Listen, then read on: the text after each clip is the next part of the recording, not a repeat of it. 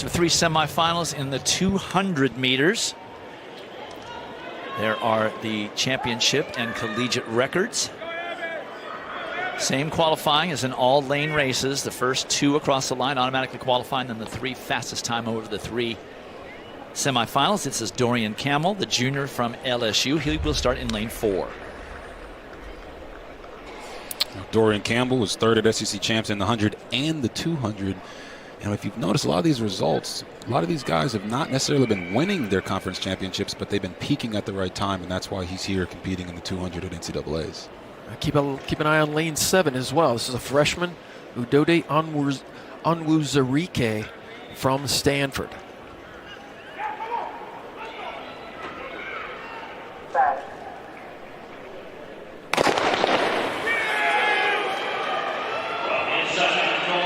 On the inside, Alaba Akintola moving well. He did not qualify in the 100 meters.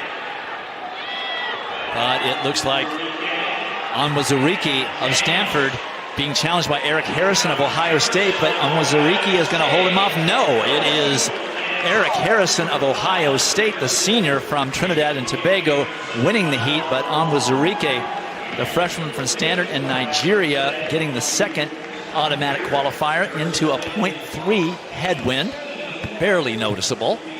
Robert Gregory of TCU ending up 3rd in 2034. Yeah, Eric Harrison from Ohio State trying to let everybody know I'm here too, guys. I swept the 100 and 200 at the Big Ten Outdoor Championships this year. Don't ever count me out. And man, did he do a nice job slingshotting himself off the curve into the straight. As you see, he's there in 3rd place and finds a way to just keep driving and hold his speed all the way through the finish. Man, nice run. He had a little lane trouble there as he made the turn. You can see he had to make an adjustment, but once he got on the straight, then he was really able to bear down on Onwuzurike just to his outside. But he picked a fantastic time to have a all-time personal best. Lifetime best for Harrison in first at 2018. Onwuzurike, the freshman, finishing 2nd, automatically qualifying, and Robert Gregory and Evan Miller of Southern Cal got to sit back and wait and see what happens in these next 2 semifinal heats with times. In heat, we're looking at Courtney Lindsay, the junior from Texas Tech, in 6th, and then Javante Harding coming back from qualifying in the 100 meters. He will be outside in lane 7. Let's also pay attention to Sean Maswangani from Houston. We saw him, not really run the 100 as best as he wanted to in 10:15, but he's a big, long-limbed sprinter, kind of like the Usain Bolt build. And this 200 speaks exactly to his talent. Also ran a leg on the relay for Houston. Lindsay in 6, Harding in 7, Maswangani in 8. Pretty even early on. Javante Harding with Courtney Lindsay right there. Now here comes Maswangani. But it is Javante Harding who just shifts gears. Maswangani hangs on for 2nd, but Harding just went into overdrive with about 40 meters remaining. 1998 for the North Carolina A&T sophomore with only a slight trailing wind of 0.4 meters per second. Hardly a zephyr. Dwight, if you're going to throw on them shades like Jeremy Warner, you better run like him too. And he came out here running 1996. He learned his lesson from the 100 where he didn't have a great start, but he always knows that in the 200-meter dash, it's how you finish. And boy, did he pick up the pace with about 30 meters left, letting the rest of the field understand that, listen, it doesn't matter how tall I am, you're going to have some problems with me in this final. Well, Dwayne Ross said this guy is a prime-time player. He loves the spotlight. He loves to be out there when the biggest lights are on. I was a little worried about him coming around that turn, man. He was really close to the line. Let's just hope that no yellow flags went. He's the NCAA indoor champion in the 200 meters. All right, well, this is the heat that I've been looking forward to. Because, again, there's only 2 automatic qualifiers out of these lane race heats, and this one is stacked. Micaiah Harris of Texas, the senior, will be out in lane 7 as they're getting their block set. Joseph Fambule, who had an incredible close in the relay and in the 100,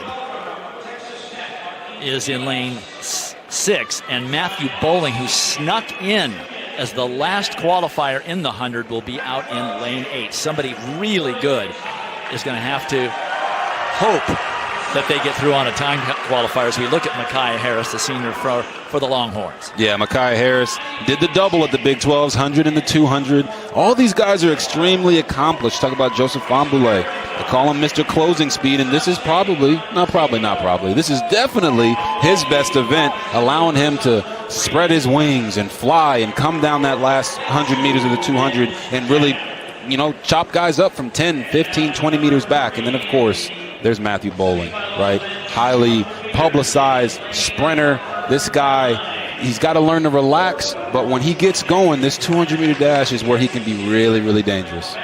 Famboulé, not only the collegiate leader, he's the defending champion, and he was an Olympic finalist in Tokyo. There is Matthew Bowling. Sub-10, sub-20. Carol Smith-Gilbert, new head coach at the University of Georgia, she said, this young man does absolutely everything to be prepared for moments like this, whether it's nutrition, sleep, mental training.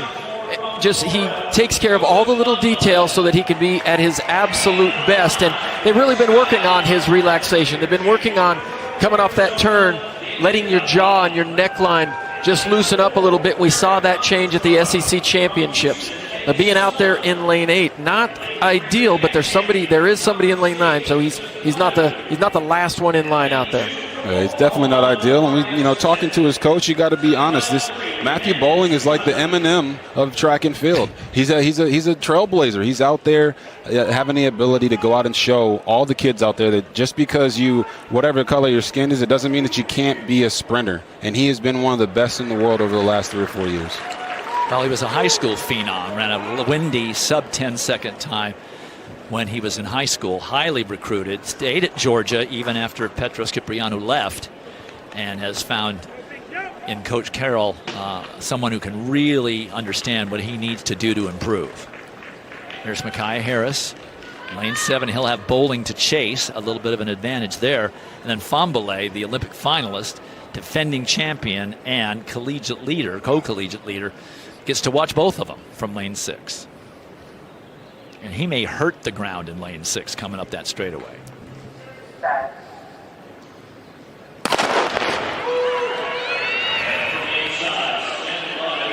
So early on, it is Bowling making up the stagger on Tarsis Orogat of Alabama. Micaiah Harris right there.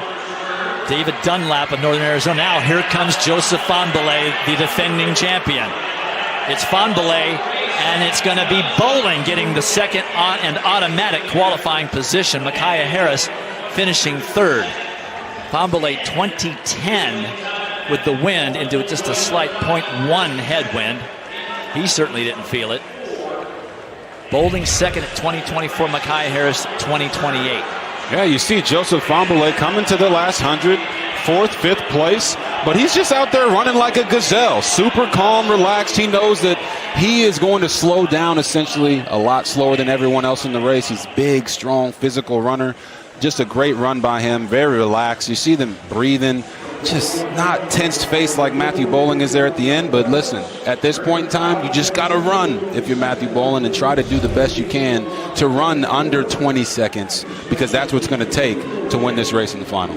Well, the bubble was 20:35 going into this final heat. Famboulé at 20:10 wins it. Matthew Bowling through on automatic 2nd place. Micaiah Harris will get through on time. Let's take a look at the advancers to finals. It took 20:32 out of Tarsis Orogat, who was in that final heat along with Harris. So 2 of the 3 time qualifiers came from that 3rd semifinal.